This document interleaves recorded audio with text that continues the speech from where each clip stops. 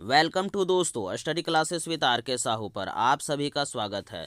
दोस्तों, आज हम लोग झारखंड की औद्योगिक नीति से संबंधित महत्वपूर्ण प्रश्न के बारे में पढ़ेंगे। दोस्तों, यह टॉपिक्स बहुत ही इम्पोर्टेंट है, इसीलिए मैं आपके समक्ष लेकर आया हूँ। दोस्तों, इस टॉपिक से संबंधित जितने भी प्रश्न मैं आपके समक्ष लेकर आया हूँ, सारे प्रश्न इम्पोर्टेंट है, इसीलिए इसे ध्यान से देखिएगा और जितना हो सके इस वीडियो को शेयर करने का ज़रूर प्रयास करिएगा। दोस्तों, तो शुरू करते हैं। दोस्तों, आज का पहला प्रश्न है, झारखंड की औद्योगिक नीति 2001 को किस तिथि को अधिसूचित किया गया था? तो झारखंड की औद्योगिक नीति 2001 को 1 मार्च 2001 ईस्वी को अधिसूचित किया गया था।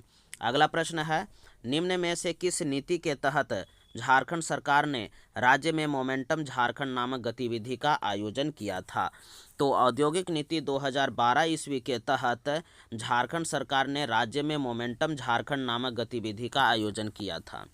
अगला प्रश्न है, निम्न में से कौन एक झारखंड की औद्योगिक नीति का उद्देश्य नहीं है?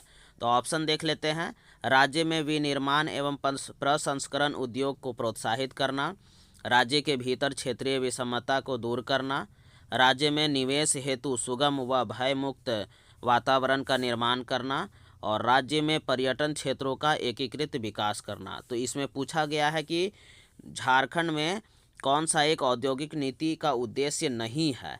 तो इसका सही जवाब हो जाएगा डी नंबर, राज्य में पर्यटन क्षेत्रों का एकीकृत विकास करना। ये झारखंड की औद्योगिक नीति के उद्देश्य नहीं है।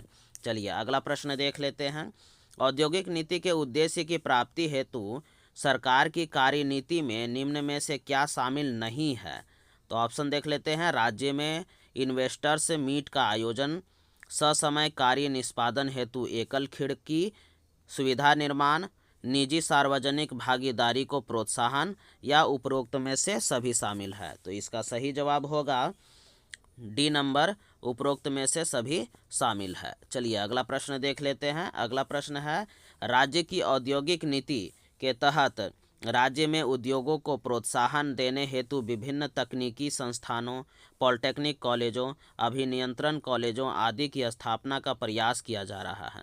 इन संस्थानों में राज्य के निवासियों हेतु कितनी प्रतिशत सीटें आरक्षित करने का प्रावधान इस नीति के तहत किया गया है?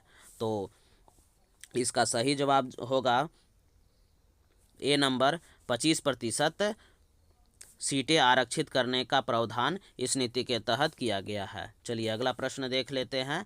झारखंड में औद्योगिक नीति के तहत सरकार आर्थिक क्षेत्र का गठन करना चाहती है ताकि औद्योगिक नीति को प्रोत्साहित किया जा सके। इस उद्देश्य हेतु राज्य के किस स्थान पर ऑटोमोबाइल के विकास हेतु विशेष आर्थिक क्षेत्र प्रस्तावित है?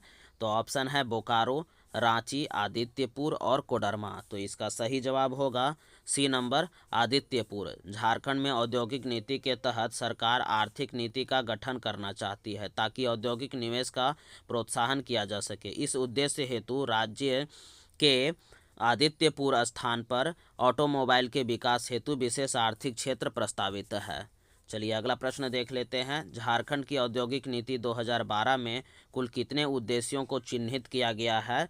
तो झारखंड की औद्योगिक नीति 2012 में कुल 14 उद्देश्यों को चिन्हित किया गया है। चलिए अगला प्रश्न देख लेते हैं। झारखंड औद्योगिक एवं निवेश प्रोत्साहन नीति 2001 किस तिथि को लागू है? तो झारखंड औद्योगिक एवं निवेश प्रोत्साहन नीति 1 अप्रैल 2001 ईस्वी को लागू है। चलिए दोस्तों, इस वीडियो में बस इतना ही। अगर आपको हमारा वीडियो पसंद आ रहा है तो इसे लाइक कर दीजिए, शेयर कर दीजिए, साथ ही साथ चैनल को सब्सक्राइब करना मत भूलिएगा दोस्तों। धन्यवाद।